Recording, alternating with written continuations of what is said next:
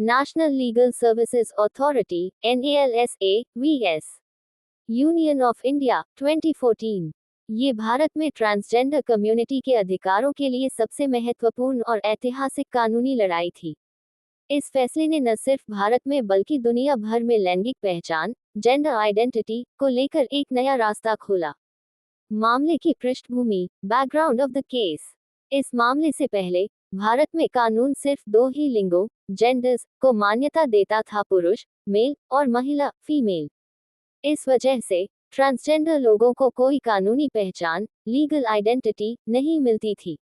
उन्हें समाज में और सरकारी दस्तावेजों में अदर्स या हिजड़ा जैसे शब्दों से संबोधित किया जाता था, जिसके कारण उन्हें हर जगह भेदभाव, डिस्क्रिमिनेशन का सामना करना पड़ता था। NALSA national legal services authority, जो समाज के कमजोर वर्गों को मुफ्त कानूनी सहायता प्रदान करती है, ने ट्रांसजेंडर समुदाय की तरफ से सुप्रीम कोर्ट में एक याचिका, रिट पिटीशन, दायर की। इस याचिका में ये तर्क दिया गया कि ट्रांसजेंडर लोगों को कानूनी पहचान न देना उनके मौलिक अधिकारों, फंडामेंटल राइट्स, का उल्लंघन, वायलेशन है। अदालत में बहस, आर्ग्यूमेंट्स इन कोर्ट। याचिकाकर्ताओं ने तर्क दिया कि ट्रांसजेंडर लोगों को कानूनी मान्यता न देना संविधान के कई अनुच्छेदों, आर्टिकल्स ऑफ द कॉन्स्टिट्यूशन, का उल्लंघन है। आर्टिकल 14, समानता का अधिकार। यह अधिकार कहता है कि कानून के सामने सभी व्यक्ति समान हैं। आर्टिकल 15, भेदभाव का निषेध। यह अनुच्छेद धर्म, जाति, लिंग या जन्मस्थान के आधार पर किसी भी तरह के भेदभाव को रोकता है। आर्टिकल 19, 1A, अभिव्यक्ति की स्वतंत्रता। ये हर व्यक्ति को अपनी बात और पहचान व्यक्त करने की स्वतंत्रता देता है। आर्टिकल 21, जीवन का अधिकार। ये गरिमापूर्ण जीवन, लाइफ विद डिग्निटी, के अधिकार को सुनिश्चित करता है। याचिका में कहा गया कि लिंग, सेक्स शब्द को सिर्फ जैविक रूप, बायोलॉजिकल फॉर्म, से नहीं देखना चाहिए, बल्कि इसमें किसी व्यक्ति की लैंगिक पहचान, जेंडर आइडेंटिटी, भी शामिल होनी चाहिए।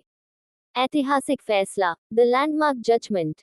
द 15th of April 2014 को सुप्रीम कोर्ट ने अपना फैसला सुनाया और यह फैसला सर्वसम्मत, यूनानिमस था।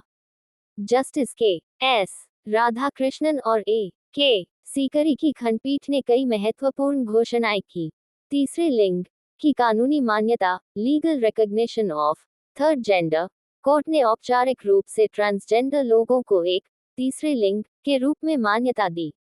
यह फैसला ट्रांसजेंडर समुदाय के लिए एक बड़ी जीत थी। आत्म पहचान का अधिकार, right to self identification. Court ने कहा कि किसी व्यक्ति की लैंगिक पहचान उसके आंतरिक भाव, इनेट परसेप्शन, पर आधारित होती है, न कि उसकी जैविक बनावट पर। इसलिए किसी भी व्यक्ति को अपनी पहचान, मेल, फीमेल और थर्ड जेंडर, खुद तय करने का अधिकार है और इसके लिए किसी मेडिकल जांच या सर्जरी की आवश्यकता नहीं है। मौलिक अधिकारों का विस्तार, expansion of fundamental rights. Court ने ये स्पष्ट किया कि संविधान के सभी मौलिक अधिकार ट्रांसजेंडर व्यक्तियों पर भी लागू होते हैं। भेदभाव पर रोक लगाने वाला आर्टिकल 15 और 16 अब लैंगिक पहचान, जेंडर आइडेंटिटी, के आधार पर होने वाले भेदभाव को भी शामिल करता है।